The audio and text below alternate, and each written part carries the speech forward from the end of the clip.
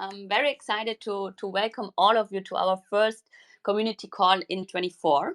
I'm Zoe. I'm the VP of Growth of Phala Network and today's host of this very special community call. I'm joined by our two co-founders, Marvin joining from California, early bird, and Hang, the late night bird, joining from Asia.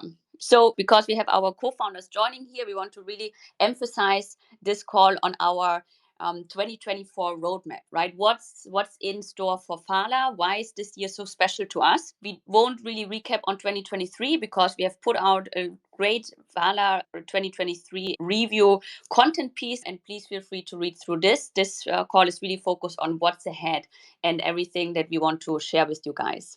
Yeah, so I think we can really start. But for this, just another big thank you for all of you being here and supporting us in the last year. And we are excited to have all of our community members and also maybe new community members joining the Phala this year. So we want to kickstart a conversation about the roadmap, right? This is the main topic today. We also launched a new roadmap page that you can look into. So everything very transparent and very easy to follow along what we want to work on, what we are working on this year. And maybe to start on your personal opinion, Hang, if you want to give a bit of insights, why are you personally excited about Phala 2020 in 2024? Maybe also the 5th anniversary, what changed since then? And yeah, would love to hear your comment on this. Yeah, sure. To describe my excitement is like last year we planted a seed, and today we see the seed is growing, and probably we can get a very fruitful tree this year. I think this is very nice because in the last year, the biggest milestone we have achieved or like launching the Fed contract, which is the backbone for everything we're building right now. And also, we have built a lot of very good fundamental and infrastructure level work. We make the network very stable, and we extended the infrastructure, the workers that runs Fed contract to a few hundred. We launched our first cluster, and we also had the upgraded Fed contract programming language and the tools a lot in by the end of last year. On the other hand, we also learned a lot of the user demand, especially the core builders in the in the Web3 ecosystem. So that's why in this year we can actually have something that can ship and also experienced by the users. So in this, I would say last year the infrastructure year, but this year we target to ship product. So this is the big difference between last year and this year. To give you some very simple example, in this year, although it's just like a little bit more than 1 month, but internally we have already made 3 very exciting internal hackathons, and all those hackathons are targeting one of the direction in our roadmap this year. And one of that is about Web3 AI integration. I think this is a very natural fit because when talking about AI, the first thing is performance. Imagine if you're using a chat GPT, it gives you 1 word per minute. That's super slow, but that's the thing can be offered by ZKML. So of course, we're not going to follow their approach. We need to make sure we can offer the best performance AI product working with Web3 in the right way. So yeah, I believe Marvin will talk about that a little bit later. So I won't talk too deep on that yet.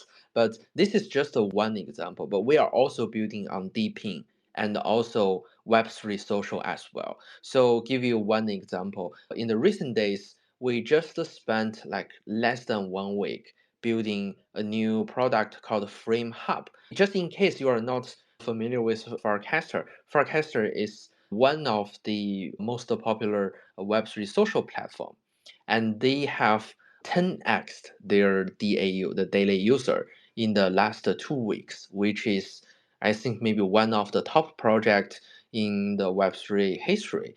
And the secret is they're building something called frame, which is like a programmable post. You can make a post and you can attach some mini dApp on that. So basically, this is what a forecaster frame look like. And what we're trying to do is to make sure the mini dApp called frame can be hosted on Phala Network in a truly decentralized and secure way. So we don't want any Web3 social to still rely on like centralized AWS Lambda or Verso. That's just not the correct way to push the Web3 ecosystem forward. So yeah, just give you three examples. We are building really fast and we're shipping really fast in this year. And that will be aligned to our 2024 roadmap. So yeah, in this year you can expect a lot. So yeah, I agree. Like what Han just mentioned, there's definitely a building curve, for infrastructures to growth. Like you can imagine the curve in the beginning is growing really slow and take a lot of efforts. But after the curve reach some benchmark or some specific bars, the curve begin to grow really fast. So this is what most of the infrastructure, if you check out Ethereum, like or other DePIN, network that popular graph, R-Wave, even Chainlink, uh, the curve looks the same. The reason is that infrastructure find a good position and innovation space for Web3 or Web2 market. Then in the beginning, you can barely find a user. But if the infrastructure is useful enough, and as the building goes on, like a brick after a brick, your building is almost there, right? And it begins to show more possibilities and more low-hanging fruit. So this is what happened to Phala Network. In the past 3 years, I guess, we find our position like off-chain but trustless, permissionless computation network.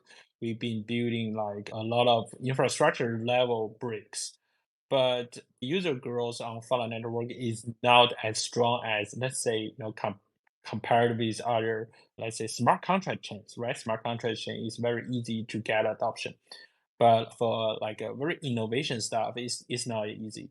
So last year, the good news is we received enough feedback from the market.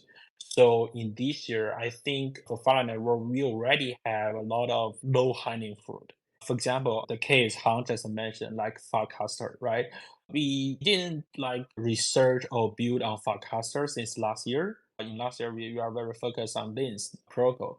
But because of the achievement we made in last year and the past years, so that when we see there's some opportunity and hype on Farcaster, we think we can easily, deliver, some good experience for the target community because they are low hanging. For example, the best part of decentralized social, I would say the only reason why people want to use, decentralized social is because the openness, right? Anyone can join. You don't need to worry your data being, be shut down. The service will keep running, and because of the openness, so that there's some magic work can only alive on decentralized social, but not Twitter.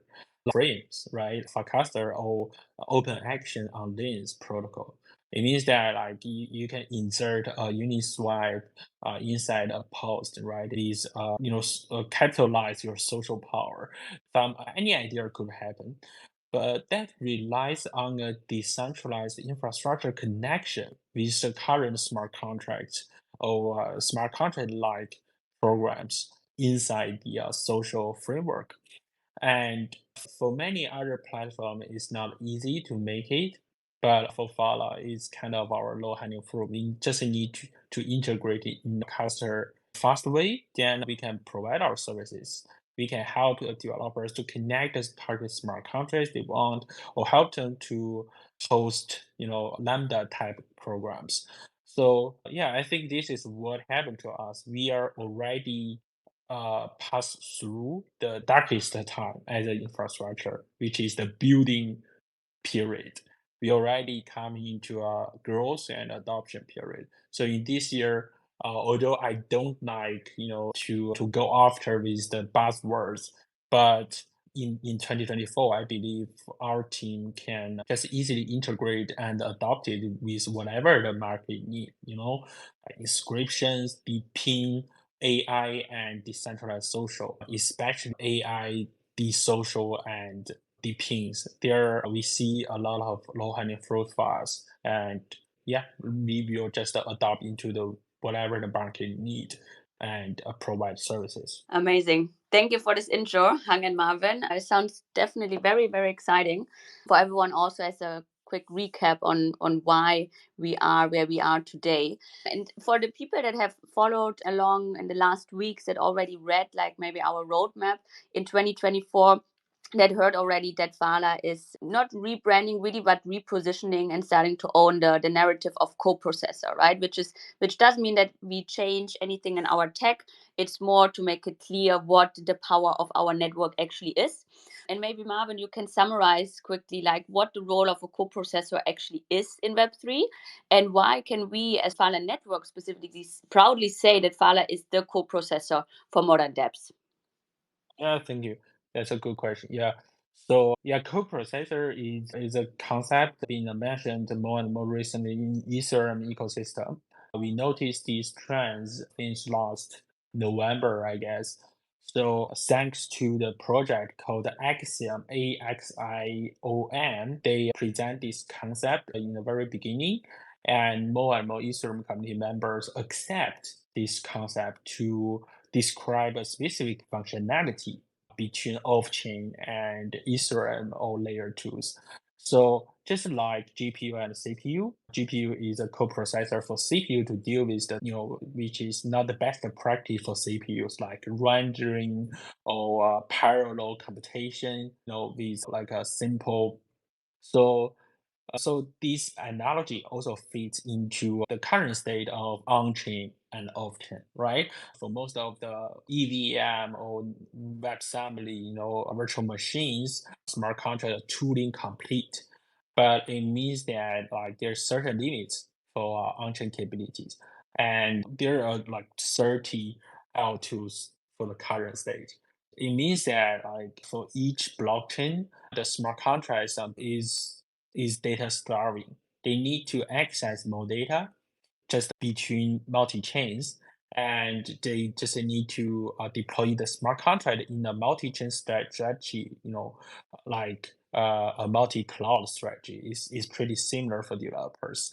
And another thing is, if you check out what happened on Farcaster, what happened on Frentech, the gaming experience, smart contract also need to interact with the off-chain clients and off-chain database pretty frequently. And based on that, the concept of coprocessor is being mentioned and be presented. I think because the market pretty accept this concept. For example, XM just make a successful raise this in January. So I believe the market will just eat in the concept. So we didn't change what Phala is and what Phala provide. But I guess because this brand is just a more adopted with Ethereum community, it means that when I'm talking with someone in maybe East Denver or East Global, I used to need like 10 minutes to explain what Phala is doing, but now I only need to say, hey, we are a coprocessor for Ethereum, or we are a coprocessor for Polygon, and this is how we work. Then the conversation can go on. So yeah, long words in short, we didn't change what we do, but because the market demand is increasing, so there's a well-accepted concept, which is called coprocessor, and we just use that to do a better marketing. But on the other hand, the core functionality of coprocessor, no matter is backed by ZK or multi-prover like Phala now, which means include ZK, MPC, and TEE. No matter is multi-prover or ZK prover backed coprocessor, the core functionality is three-step. You need to help smart contract to access data.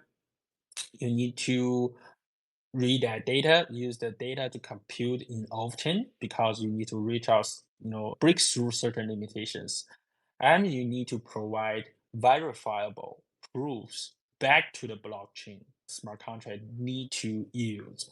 so that the whole journey can just have the verifiable loop. So this is whatever coprocessor is technology is based on what you need to do. Access, use the data and compute in off-chain and provide verifiable proof back to blockchain. And this is basically what we are capable for now, and we will keep enhancing the functionality of. Thanks, Joy.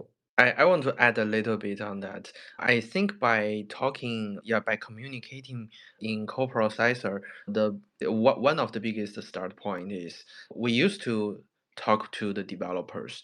We at the beginning we tell them, okay, we are a off-chain compute protocol. Then out of a sudden they will ask, okay, what kind of off-chain computation? What can I do? Then we need to tell them, okay, we are not like a GPU computation or running some very heavy stuff. We're actually building something working with your smart contract deployed on the blockchain. And then they may come up with a lot of the other questions. I think usually we need to spend maybe 5 minutes to explain what we can do and what can be built with Phala Network. But that's really very like a pen in the ass. So in the end, we find that if we tell them, okay, we're a coprocessor and we make everything verifiable so that you need no matter you need TE proof or ZK proof or multi-signature proof. So we can all provide them in the future. Of course, so far we only have TE, but in the future we're going to add more. Then yeah, now I think almost all the developers can be convinced in maybe 1 minute. So what we're doing and what they can expect to build on Phala Network. I think this is a huge step because now we can reach out to more developers easily and also even beyond the developer. Then I think the users can also have better, easier way to experience what we're building. So that's the my addition to the coprocessor topic. Great, very clear and straightforward. Thank you so much, Hang and Marvin. But Hang, you mentioned it already a bit, like, or Marvin also regarding the ZK-based coprocessors. Let's maybe talk a little bit about a combination of ZK and TE, as TEs overall have been like a bit of criticized last year in the Web3 space. And we are working closely also with Flashbots, a lot with researchers and other DePIN projects that are actually also based on TEs.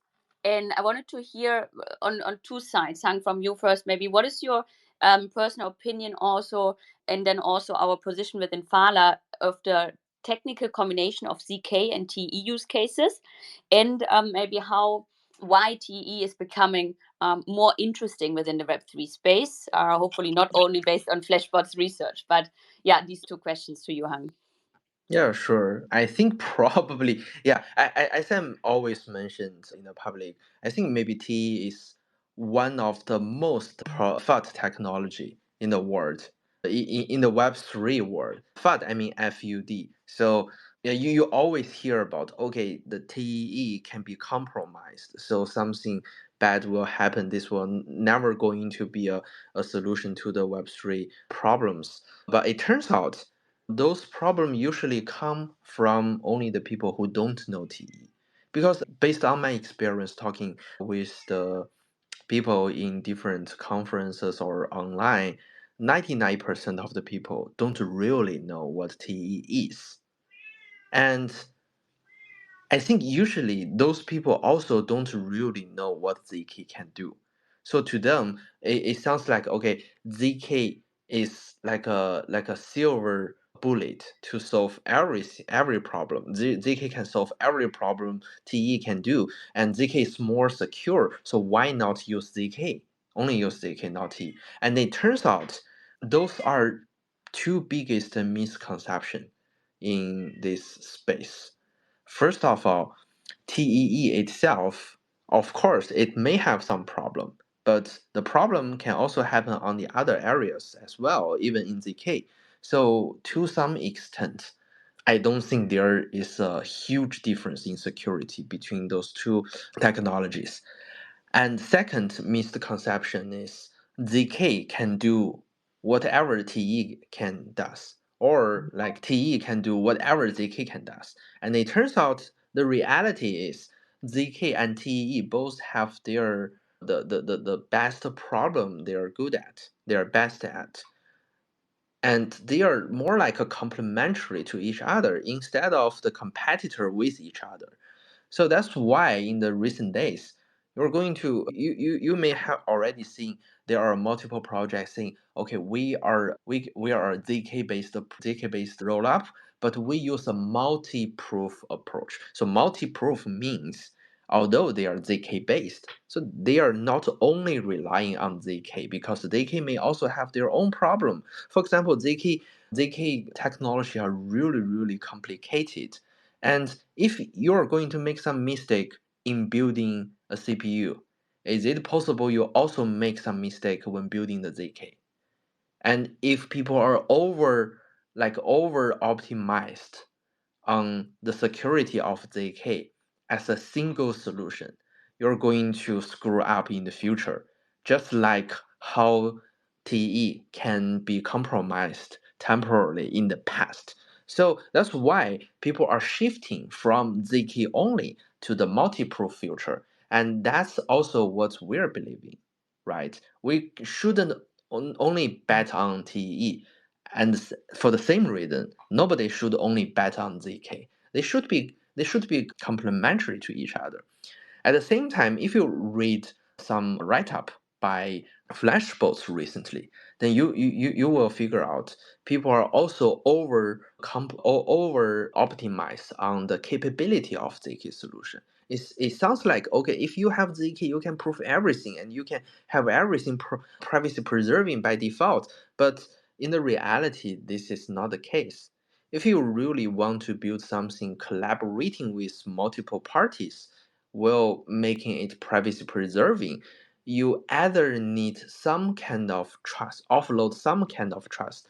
So, AKA use TEE or some centralized party, or you need to build some more complex solution like FHE. If you heard about that, I'm not going to explain that too deep and too technical, but if you want to really solve every problem, maybe you're going to use FHE, but then you face another, you get out of one, like get off out of one hole, but you jump to another another hole is the performance. For example, when dealing with MEV, the MEV problem, you must be very, very fast. If you take more than 1 seconds, then you lose the game. The other centralized party will just win the game. But when using ZK or even FHE, you have like 1,000 times overhead. So in some cases with very sensitive to the latency. I mean, you must finish the computation in maybe under 1 second. The faster, the better. In this case, ZK or other cryptographic based solution cannot really help. That's why after like maybe half a year or even 1 year of research, and the researcher from different teams or with different background all come up with the same solution. They still need to go back to TEE because there's just no other alternative on some specific solution. That's also why I say, okay, ZK is great, but TEE is not bad. So why not make them a competitor with each other? That just doesn't make sense. So for some problems, ZK is good. That's nice. For some problems, TE is good. And for some very security sensitive problem, you need to combine them together. So that's why we're seeing people are going to the multi-proof direction. So yeah, just my Yeah. explanation, a little bit technical. Amazing. No, great. Thank you so much, Hang. And this, we open definitely a very important and exciting topic here. Thank you for giving the high level introductions. We are also at Denver this year. So, and we are actually talking a lot about TE topics, expansion, the rise of TE within DePIN or the crypto space overall. and Hang will be on several, so will Marvin. So please, if you're in Denver, look out for our events, because we will go much more deeper in this discussion that Hang just opened. Very exciting. And Hang, just on to this note, you just mentioned that we need to stay flexible. We also have on our roadmap to add DCAP as a TE provider, right? At the moment, Phala is based on SGX. So just that everyone knows, we are also expanding on that side. Yeah, I think that's, let me see, maybe another question to Marvin regarding the DePIN space. Marvin, because we are also a forerunner in DePIN, a new narrative coming up in Web3. It's really, again, not a new technology, more something how to group specific protocols together. But from your opinion, why is DePIN very important to us this year? And why are we starting to partner with these different DePIN projects that you will also see with us on stage in Denver? Yeah, the buzzword, right? DePIN is on the hype in this year. But if you check out the top projects for this, for example, Phala is also a DePIN network. I mean, most of us already like built the ideas since 2017 or 2018. So it's not a new thing, long words in short, but like recently people begin to realize it because I think it's just the good onboarding timing for the market. And it means that DePIN can already be useful, for a Web3 user or Web2 users. And I mean, in the past period, I think most of the DP projects is like very focused on building infrastructures. So we are still in the in a very early stage of the building curve. But it's just a sudden jump into a good time for DP projects to be useful. And it's not just a Phala, also like Akash, Arwave, Filecoin, the Graph, Btenson, this and that, Helium, right? So the DePIN projects are useful now. That's the major changer, I would say. So since we've been building the CPU network for a long time, and we see that the new DePIN projects were trying to establish the network in this year, there are some opportunities for us. For example, they need some modular templates or modular SDKs to help them establish the network as soon as possible. And they need some inscription solutions. Some of them also need like node as service, but the node is not traditional blockchain node, but more like a DP node. For example, open up a CDN node or run a like end-to-end inscription node. So these kind of DePIN, I would say extensions or DePIN modulars requires lower barrier than traditional blockchain computation nodes. But yeah, but not easy to. I mean, it's the people and it's the barrier you need to solve as a problem. And I believe if Phala can develop with some functionality like DePIN solutions, I think we can help this project to establish a quite strong network pretty fast. So that's what we are thinking about as an opportunity, to be DePIN, some kind of DePIN cloud service. So we are keep exploring on this. No guarantees on how it work or like how success it could be, but we are talking with some DePIN project to see if they need something as we predicted. Yeah. Cool. Yeah, also definitely a big part of the roadmap, as you mentioned, and we will expand on these topics also in Denver.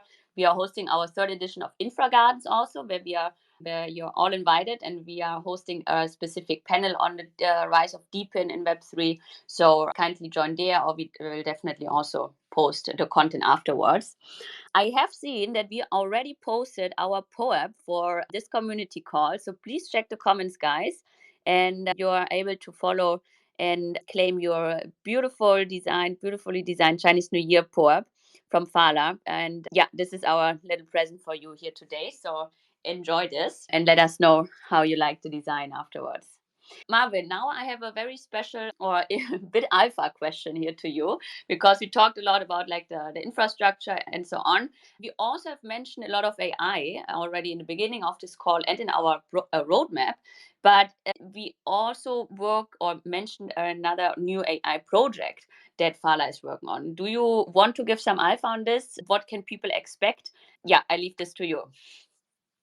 So this is an idea we've been working on for a while. It comes from the like metaverse exploration, and we think this is a low-hanging fruit of Phala.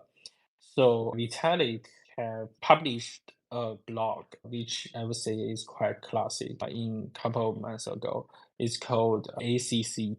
And this buzzword is D means, maybe defensive or decentralization. So this concept is like we should embrace the future of AI, right? Because it means high efficiency. But in the meanwhile, we could build some defensive infrastructure so that we can control the the AI services. Maybe with Web3 technology, maybe Web3 with something else. So inspired from there, I think yes, since like Phala is already it as a like a computation network, so we could work with some specific scenario with AI, and we can help to create the ACC community together. So and I we also noticed that there are many like Phala fans or communities asking if we can do something maybe like decentralized computation like GPU providers, or we can be Tencent, right? Directly provide decentralized machine learning infrastructures. These are not the low hanging fruit for Phala because our infrastructure is based on the fact that we are components by us. But I mean, AI with Web3 is not just a GPU provider, it's not just a machine learning infrastructures. It's not even just CKML. We think there's some more practical solutions need to be provided, and there's some like things that people definitely love to see. So we find out a way that everybody can easily convert their AI agent from provider into a decentralized way, into a trusted way, and we build from there. So, but this project is very early stage, and there's a tiny team in Hush Forest is working on it. And there's any progress or there's anything coming up, we'll definitely share it with everybody here. Amazing. Thank you so much for sharing this. So, guys, stay tuned. Again, we are also talking in Denver more about AI use cases on Phala. Join us there. And feel free to also get into closed beta whenever we are opening up the space for the users. I would, open it up actually to the community now. We have received some questions from the community. I hope the last 40 minutes were very, or 50 minutes almost, were interesting to every one of you about like the roadmap, what's in store in 2024 for Phala. And of course, as in every call, we want to also talk a little bit about some community questions. We have collected some of them beforehand, but if any one of you have specific questions that just came up throughout this call, feel free to drop them here in a comment. We will review them and get to them also in the next 10 minutes. Maybe one question, Marvin, we just talked about it a lot about like what is our plan, our strategy in 2024. But I think a lot of community members always wonder about hype and momentum. If you want to comment on if there's any specific strategy regarding how we create hype or momentum in this. Yeah, I mean, a typical critical for a Phala team is that we are good at tech.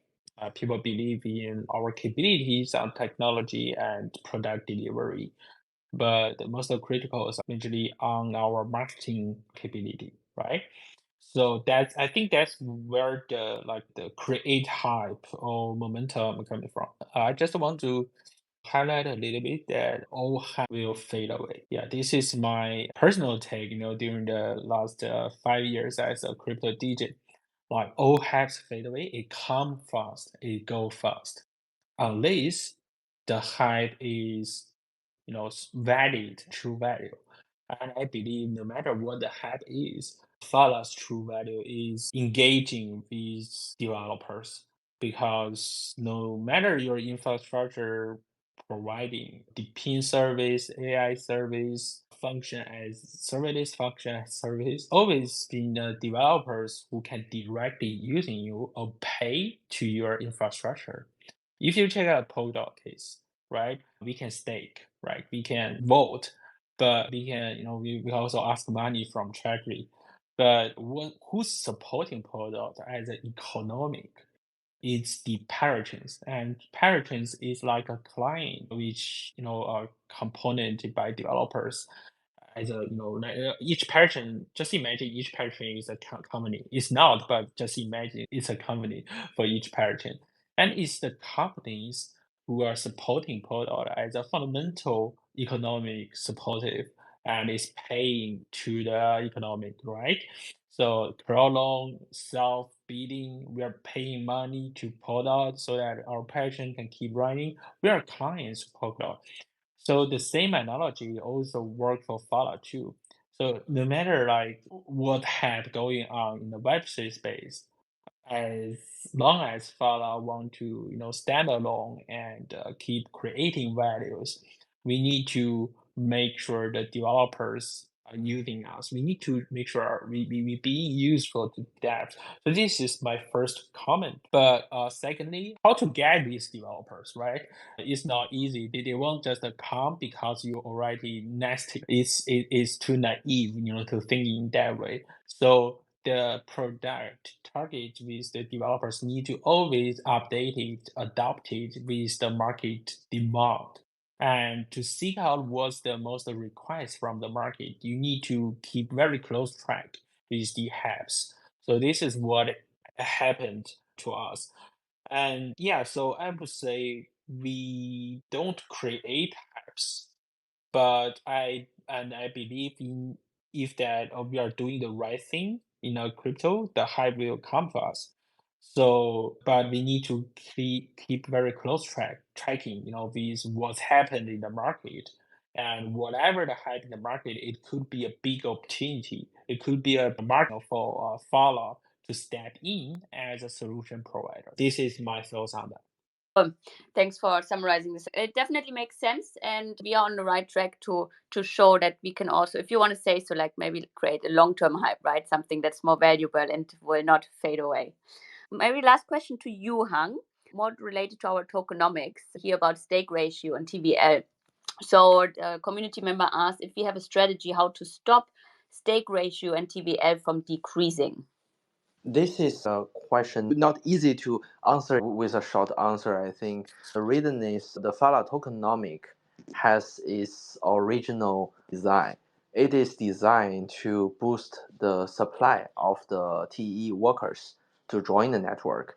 And this is the supply side. And on the other hand, there is the demand side. So ideally, we should match the supply side and the demand side together. So the more demand, then there will be more supply. And we make sure if there is a shortage in the supply, we give you more incentivize so that it can attract more supply to the system. And the system has been running for, I think, 2-3 years if you count the Kusama, the Kala as well. On Phala Network, it has been 2 years. Then once we started to establish the service to the real developers, then we will note there are still some misalignment in the tokenomic design. For example, the quality of the service. So like when we're running, if we're going to provide the compute service to the developers, then we need to make sure the developer can access the server and the developer can take full use of the server, take full use of the resources of the server, like CPU time. So that means we need also consider the quality, and also we also need to ensure if the developer want high end servers, then we need to attract high end service. And if they are okay with not that high profile servers, but with with a more affordable price, then we should attract more this kind of servers to the network. That means, at the end of the day, we need to revisit the tokenomic to align the supply and the demand. So I think this is the most basic principle when thinking about the tokenomic. So this is the background, but in the reality, now we already have more than 30K workers up and running, and we have two networks, one on Phala Network, which doesn't have the Fed contract enabled, and another is Phala Network, we have Fed contract enabled. So a few things we're going to consider and potentially optimize how it works. First is maybe we don't need to have a separate network, maybe even fully migrate to Phala Network, since this is the network that actually offer the service to the users. And also the Phala Network has the most advanced version of P runtime. So that means we will eventually ask everyone to switch to the latest version. So this is one thing related to the potential tokenomic improvement design. And secondly, there are a lot of unused idle resource on the network, and we should think about how to utilize them, take best use of them.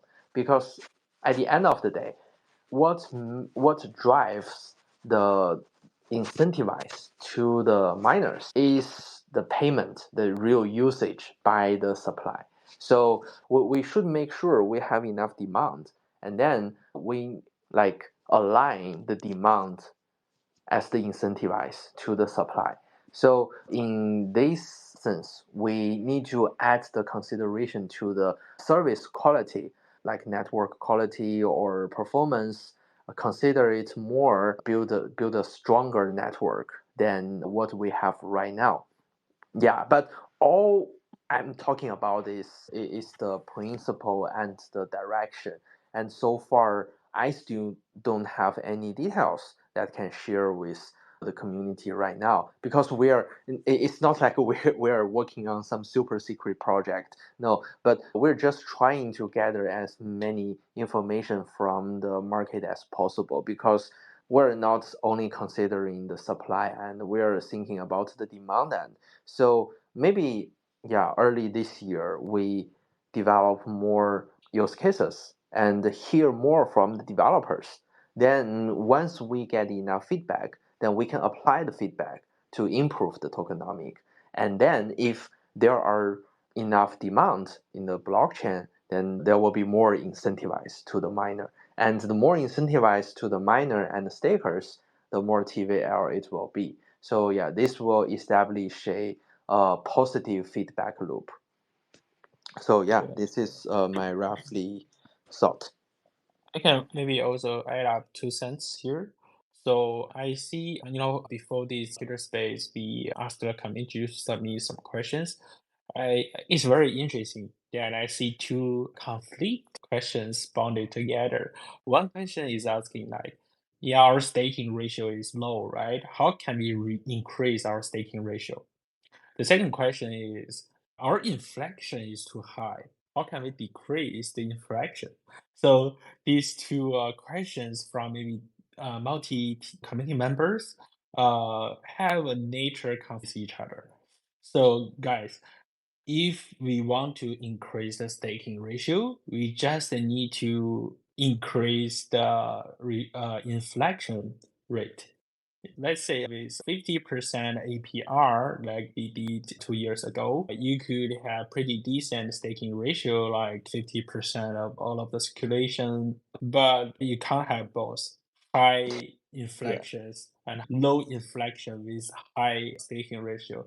On this, it's not a Ponzi game. It's not a crypto game. It's driven by the real world demand. For example, like people are willing to staking Phala token to get computation resources to just to use it. And if the demand market is increasing, that's the only path I would say to solve the confliction between inflation rate and staking rate. So this is where I would say almost like what our team is 100% dedicating to solve the adoption issue. And if there are more usage of Phala Network, we can pretty guarantee that the staking the staking ratio or the utility of a token can be have a pretty good improvement. So yeah, so I would say rather than thinking about how we can adjustment the tokenomics so that we can decrease inflation here, increase staking ratio in there, which is impossible job, we we should put our focus to self-wallet utility into the world to make sure more companies and teams are using our functionality. And that is the only path way out. And maybe it's not easy. It is not. It is pretty hard. It's damn hard. But I would say this is the red pill, to solve our current problem. Yeah. Great summary, Marvin. And the red pill is, yeah, something more than this. As we've seen, it's definitely a complex topic. Thank you for raising this from the community. And we will make sure to put out more content around these questions and these topics as well throughout the year. You want to add something, Han? Yeah, I just want to Go ahead. troll a little bit here. I think the equivalent question of a combination of more TVL and higher APR is just like asking us one moon, right? One Lambo. Yeah, but there's a standard answer. Although the question is getting spicy, and you know there is the conflict, and you cannot just get everything sorted out without any compromise or without any cost. But the standard answer is already there. So if we want to get more like higher token price, it's just a two-sided market, right? We have the supply, we have the demand. And where does the demand come from? I mean, the demand to the token. The demand come from the usage. And the only way to increase the usage is to figure out what is the best usage of Phala network. So just you can imagine if all the frame developers deploy their frame on Phala network. If this happen, they need a lot of computation power.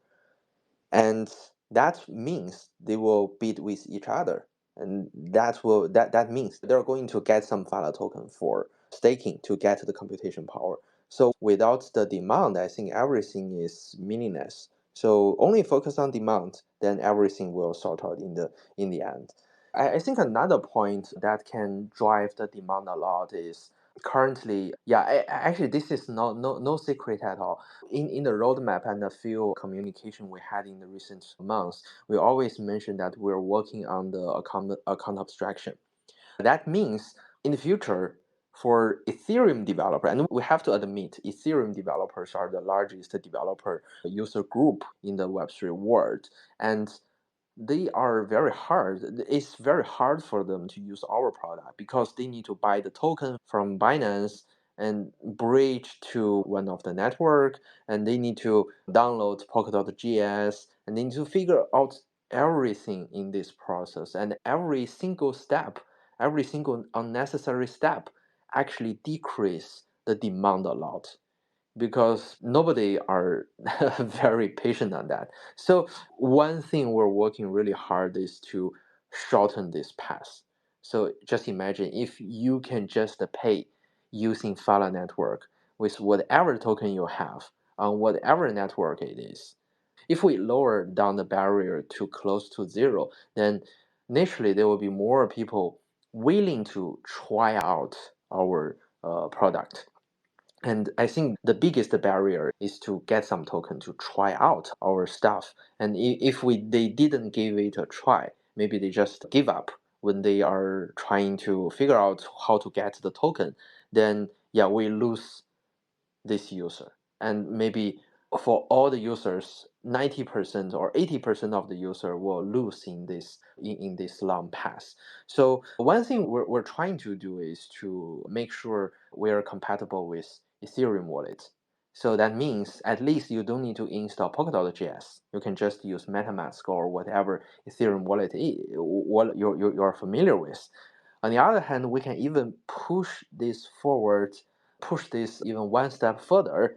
That is, yeah, although we don't have that yet, but just imagine if you can pay for Phala computing resource with the USDC on base, or you can pay it even with like USDT in whatever layer 2, then at a sudden, most of the developers on those layer 2s or the other blockchains will get the access to our computing resource.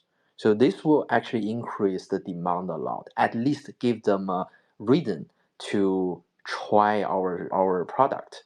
Then probably after trying it out, they're pretty happy with that, then they become a real user. And this is how we can drive the real demand from, yeah, drive it to some, yeah, I wouldn't say mass adoption, but at least we need to get the first batch hardcore user from the Web3 ecosystem. Yeah, so this is the second step. Thank you, Han. This definitely helped a lot to clarify. And again, we are talking about this definitely more going forward. For people that are interested to stay on, for one more question, because it's a topic that is definitely an important topic to be discussed, also very critical. But I think Marvin wanted to comment on this regarding price action. So a community member also asked if there's anything that the team can do to prevent Phala's pump and dump pattern so that Phala can climb up the ranks and not vice versa. Yeah, I'm a brave one, so I'm willing to answer all of the questions, no matter how critical it is. If we are not doing good, we just admit and we improve ourselves. So this is Fala's team, principle. So yeah, to the price action. And the question is about like a pump and dump. My first comment is price is not something the team can control. This is not just no financial advice, but it's truth. Like price action is out of Fala's team control. The reason, if you check out the distribution of allocations of the Phala token, yes, indeed, Phala team is the biggest holder. But how much we got? We got like 50 million Phala token, which distributed originally 4 years ago as a team incentivized, right? 5% of total supply. And after 5 years development, although we cost millions of dollars per year as a technology company, but we still got 50 million Phala token. So that's amazing, right? We are the biggest allocation holder, but it only take, let's say, less than 10% of the total circulation market cap for now. For now, Phala token have almost, I would say, than 80 million Phala token as a circulation market, circulation tokens for now in the market now. And although we are already the top one holder, far more bigger than any other allocation holder, we only take less than 10% because Phala Tokenomics is fair distribution. We do air job 4 years ago, the state job. We do crow loan 3 years ago. And then is computation workers, right? The 80% of Phala tokens are distributed to the miners, the computation providers. So as a fair launch, fair distributed tokenomic, this is the trail. It compared with some other crypto projects, which the foundation hold maybe over 80% of the total token, or like some big whales hold over 50% of the circulation. Our allocation distributed is very linearly delegated. So it means that we have our token holder holding pretty similar allocation with each other, and there's no like secret big whale that can control over 10% of the total circulation market cap. So this is our token holding structure that you can track on blockchain. You can track it. So based on that, it's not easy to manipulate Phala's token price, because to do that, you just need a big bag to do so. And it's not easy for anyone, no matter on goodwill or evil yield, right? So this is my first statement. This is trying to place some facts on the table. You can always verify what I say, right? The allocation of Phala token is very distributed, and it's not easy to manipulate it, no matter who, no matter the team or any big whale or any market maker. It's just impossible. And secondly, I'm personally holding a lot of bags of Phala token, but not so big, not as big as the team. So my personal feeling is that Phala's volatility as a token is not as high as how we rank or as high our market cap is. So let's say Phala's current crypto ranking is around 400, and I would say Phala's token volatility level is far more behind that rank. Maybe it's 500 or 600. What does volatility means? It means that your token price pump and dump. It create a price range, right? Maybe it's 5 cents today and $1 tomorrow. Your volatility is so big. But if your price is pretty stable, your volatility is lower. And Phalas volatility token, is much more lower than how our trading volume is much lower than how our market cap is. So compared with that, I would say Phala token is not beyonding pump and dump enough. I'm not even happy with it because it means that the price action is in a very small range and it's pretty stable. 80 cents today, 12 cents in next month, right? That's how we performance if you check out last year. So yeah, rather to say we are undering big pump and dump, I would say we are too stable compared with all of the other crypto coins. And I don't think that is a problem.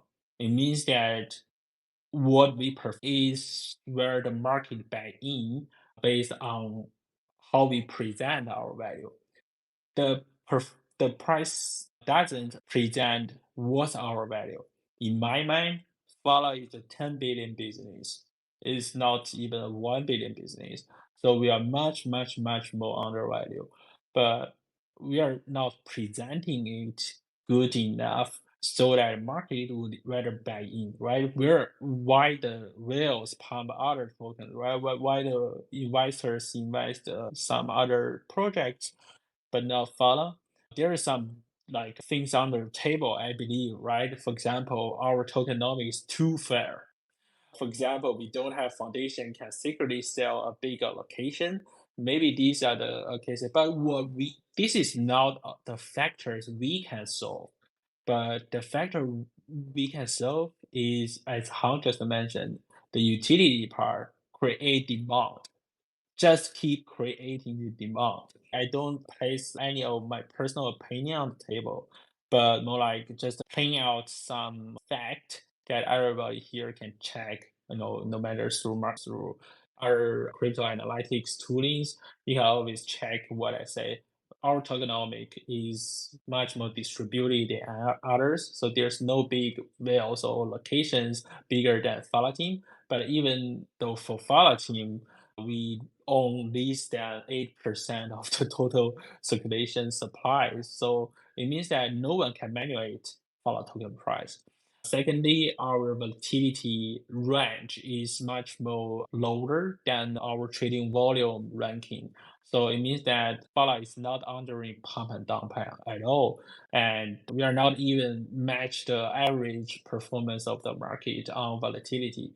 But luckily, we got good trading volume. So I don't see that as a problem. How to increase the price, performance from our team perspective, I would say the only thing we can manipulate is the demand end. We can create demand. So this is what we are focusing on. This is what we talk about today. Thank you very much, Marvin, for taking on this question and being very transparent with the community here. I would like to close it here. Thank you everyone for staying on for so long today. But I think it was very important to clarify a lot of these community questions.